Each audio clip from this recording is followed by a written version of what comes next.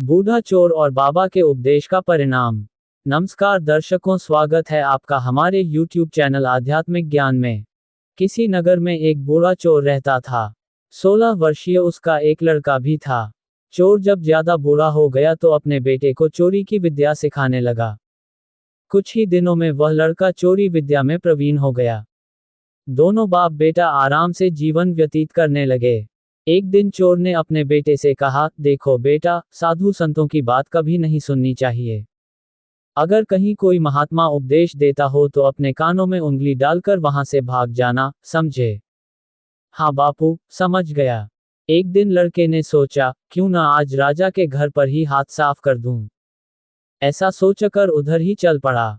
थोड़ी दूर जाने के बाद उसने देखा कि रास्ते में बगल में कुछ लोग एकत्र होकर खड़े हैं। उसने एक आते हुए व्यक्ति से पूछा, उस स्थान पर इतने लोग क्यों एकत्र हुए हैं? उस आदमी ने उत्तर दिया, वहां एक महात्मा उपदेश दे रहे हैं।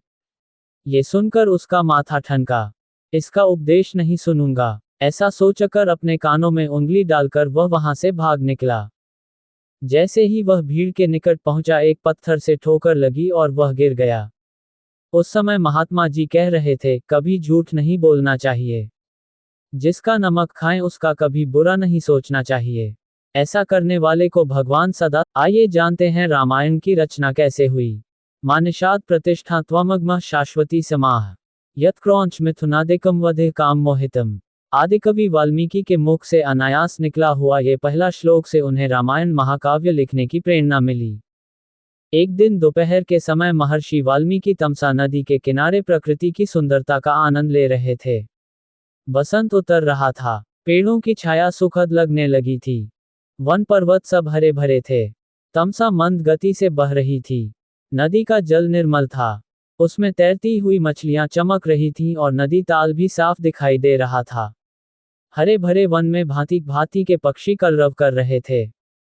नदी के किनारे लंबी चोंच वाले चटकीले रंग के पक्षी एक पांत में ध्यान लगाए बैठे थे।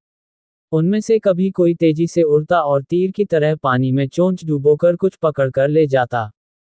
नदी तट की शोभा को देखकर महर्षि वाल्मीकि के मन में अपार हर्ष था। सहसा उनके कान में क्रौंच पक्षी की सुरीली ध्वनि पड़ी। आंख उठाई तो देखा क्रौंच पक्षी का एक जोड़ा नदी तट पर कलोल कर रहा है। क्रौंच कभी चोंच से एक दूसरे के पीठ सहलाते, कभी थोड़ा सा उड़कर वे इधर उधर बैठ जाते और फिर पास आकर खेलने लगते। महर्षि वाल्मीकि को ये क्रौंच बड़े प्यारे लग रहे थे। इतने में नर क्रौंच को निषाद का तीर कहीं से आकर लगा और वह गिरकर छटपटाने लगा। पति की ये